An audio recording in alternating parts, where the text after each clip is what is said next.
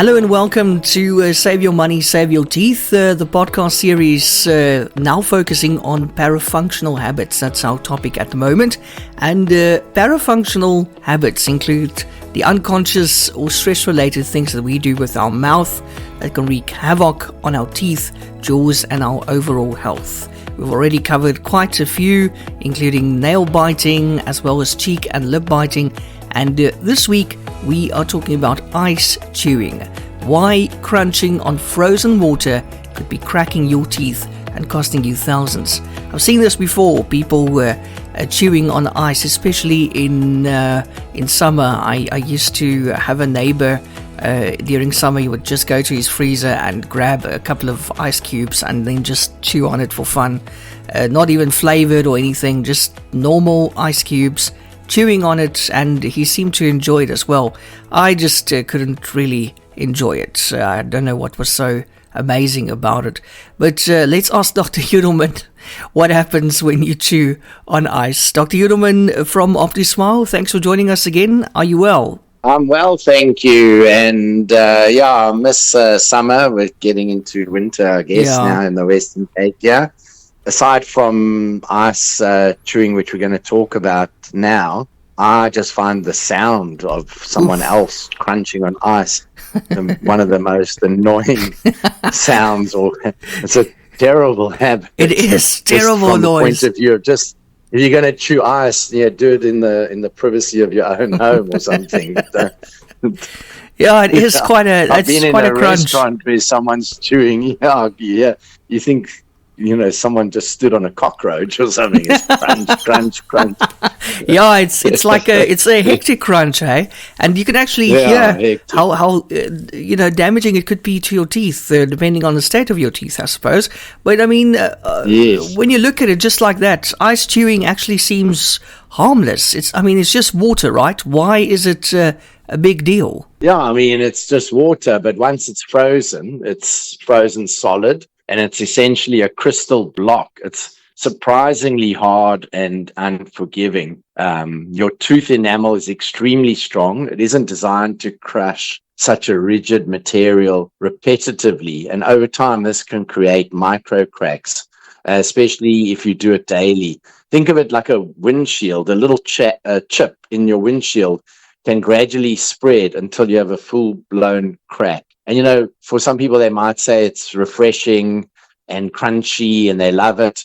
The repeated impact can lead to big trouble for your teeth and your bank account. Once a piece of tooth snaps off or a filling pops out, or probably one of the most common things is for one of the sides of a tooth to break off. I think we did an episode on cracked tooth syndrome or cracked teeth and on inlays and onlays. So I can absolutely assure you that you headed for a dental appointment at some point. Don't say, I've done this my whole life and nothing's ever happened. Just you wait. You've been warned. You wait, yeah. And can you tell us a bit more about the damage that ice chewing can do? So it can crack your teeth. What else can it do?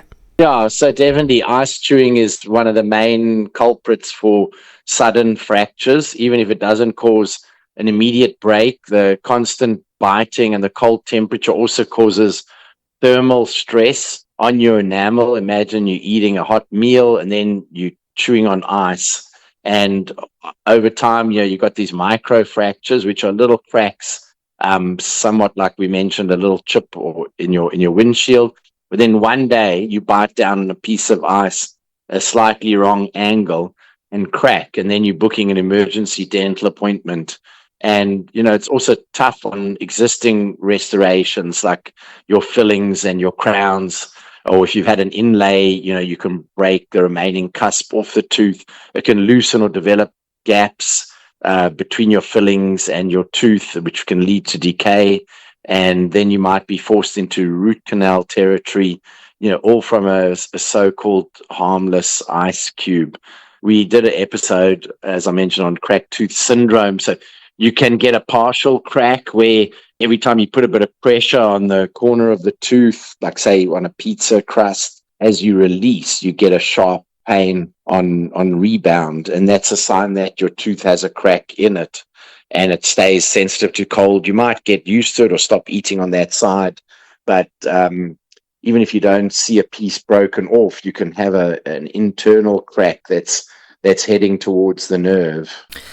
If we go a little bit deeper into this topic, is there a link between ice chewing and some more serious or deeper dental health issues, Dr. Yudelman? Yeah, so I mean, sometimes, yes, it can be. The craving for chewing ice, which actually has a medical name, believe it or not, believe it or not. The nut chewing is another thing, but let's stick to ice here. So okay. Believe it or not, it's called pagophagia. So phagia means to eat, and pago, I guess, is Latin for ice. I hope I'm pronouncing it properly. I don't think doctors or dentists would probably heard of that word before, but it's a lovely word when you see it spelt out with all the G's and the P's and more G's.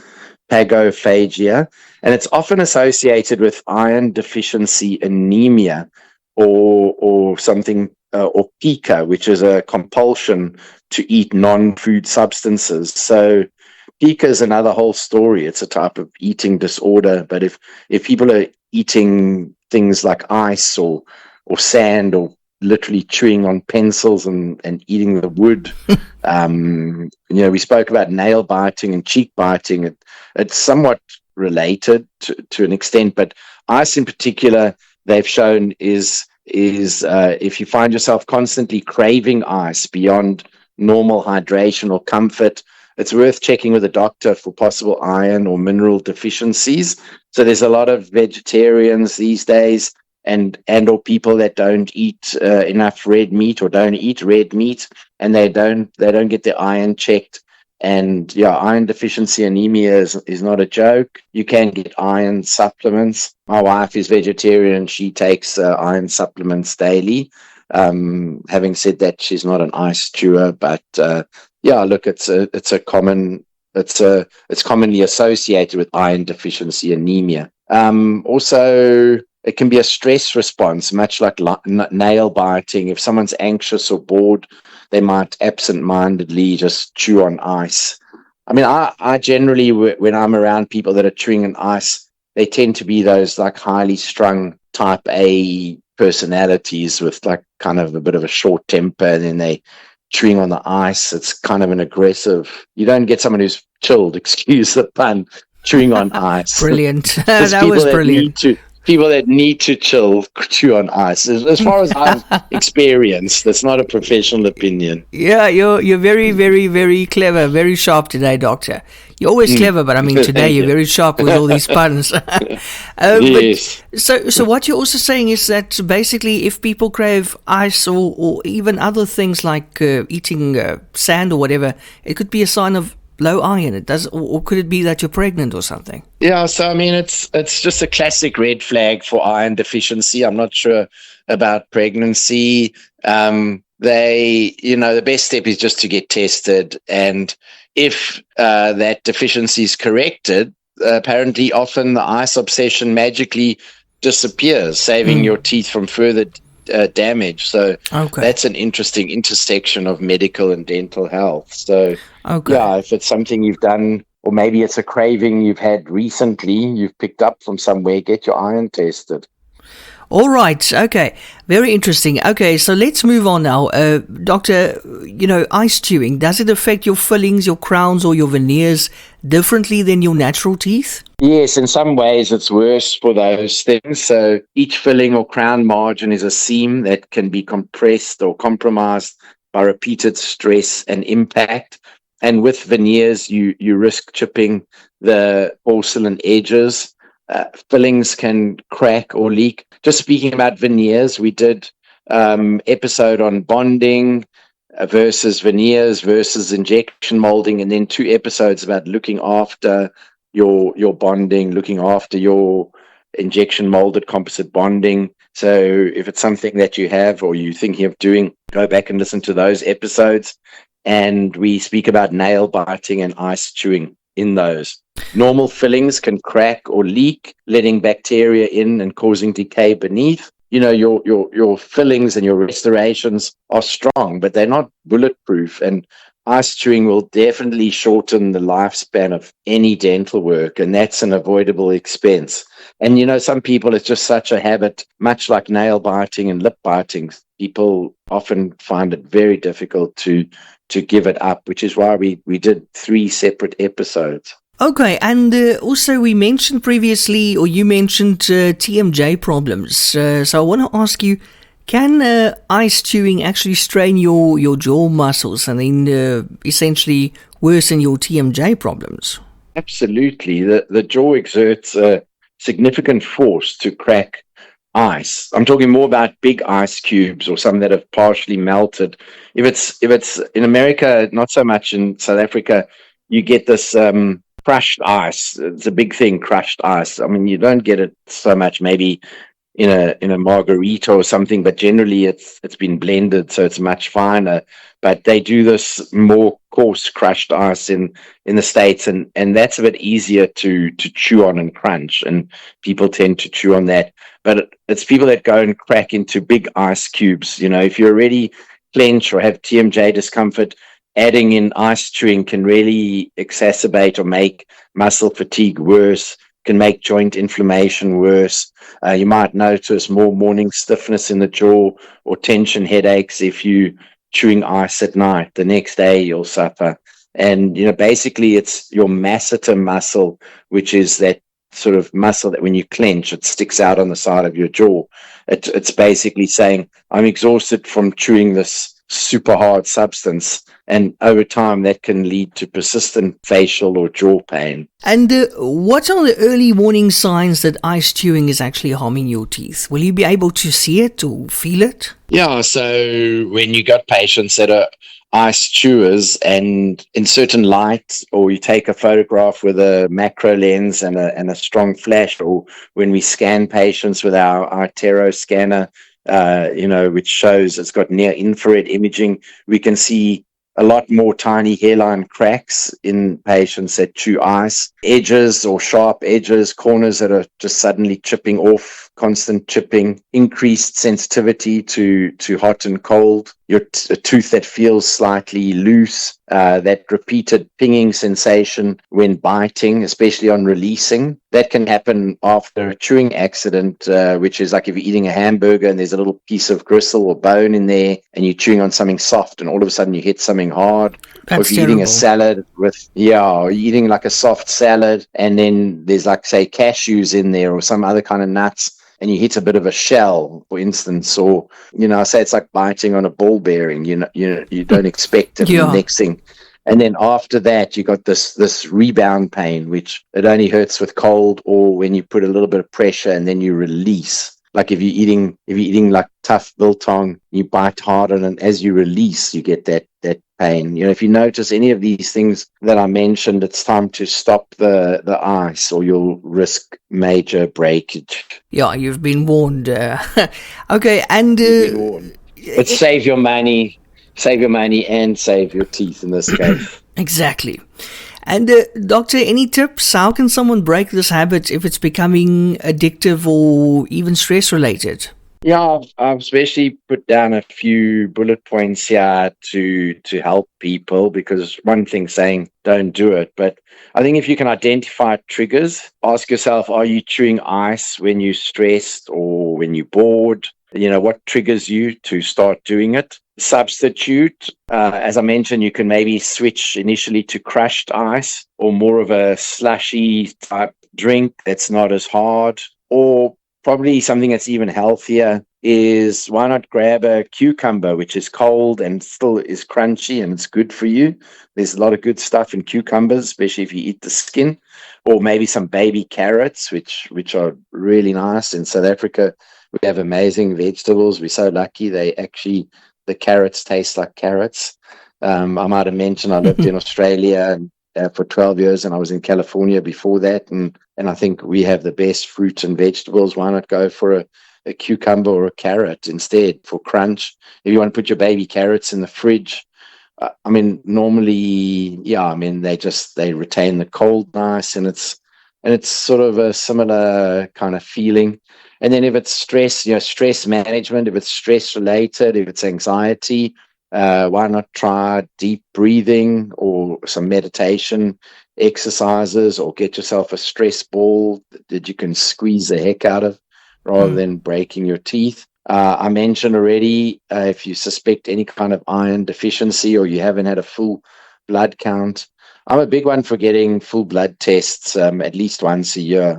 I don't think a lot of people in South Africa are proactive enough with their general health, never mind their they only go to a doctor when they have problems. But why not get things tested, get your iron levels checked, get your vitamin B checked, unrelated to ice chewing. It's just my general advice. A lot of people are very low in vitamin B these days, and vitamin D, and we don't get enough sunshine. We're putting on sunscreen, and these are things that are easy to sort out. And then stay hydrated. So some people chew ice when they're thirsty. So sipping on ice cold water can give you that same refreshment without having to just crunch on the ice.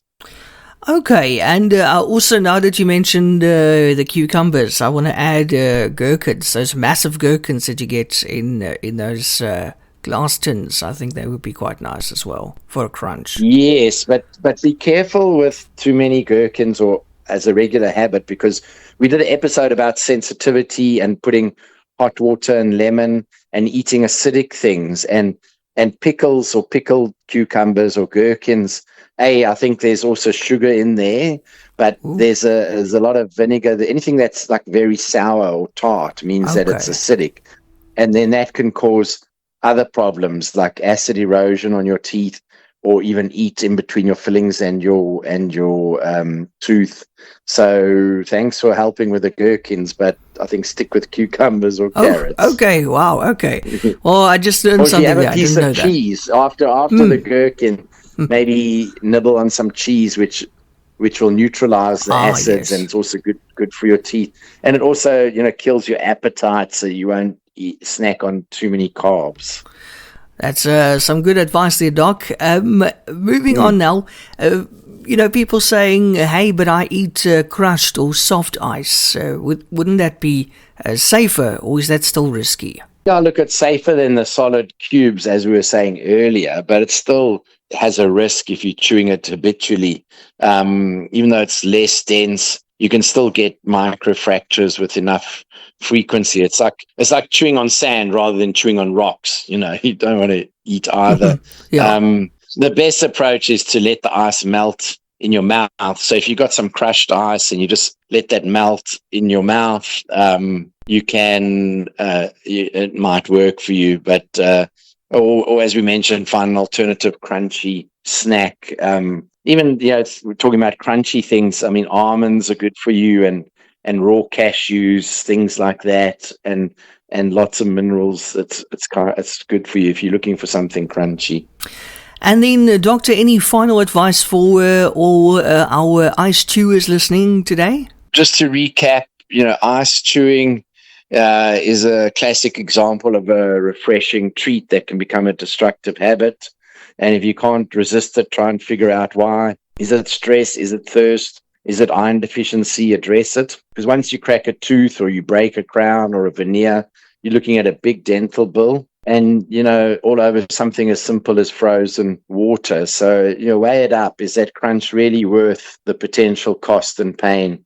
I'd say not. A little mindfulness and maybe a trip to the doctor for your blood tests can keep your teeth safe and your wallet intact. That's a good final advice when it comes to the ice chewing.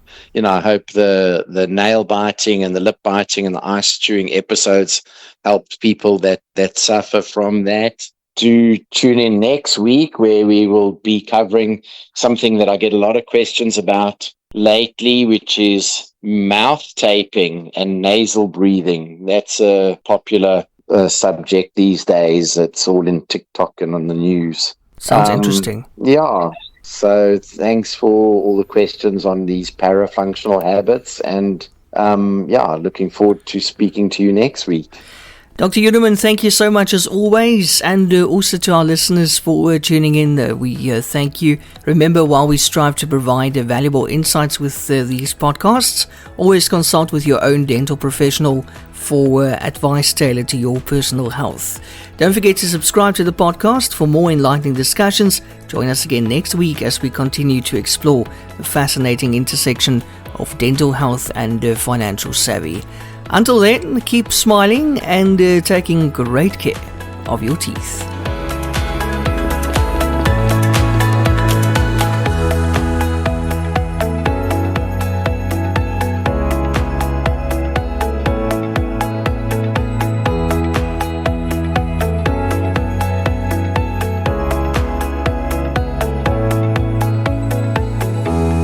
Discover the world of dental excellence with OptiSmile. Join us for a weekly podcast featuring Dr. Clifford Yudelman, a seasoned expert with 40 years of dental experience across 4 continents. Gain unique insights and expert dental advice by visiting optismile.co.za for articles that illuminate the path to optimal oral health. If you're seeking unparalleled dental care in Cape Town, get in touch with OptiSmile or book directly online on optismile.co.za. OptiSmile, where global expertise meets local care.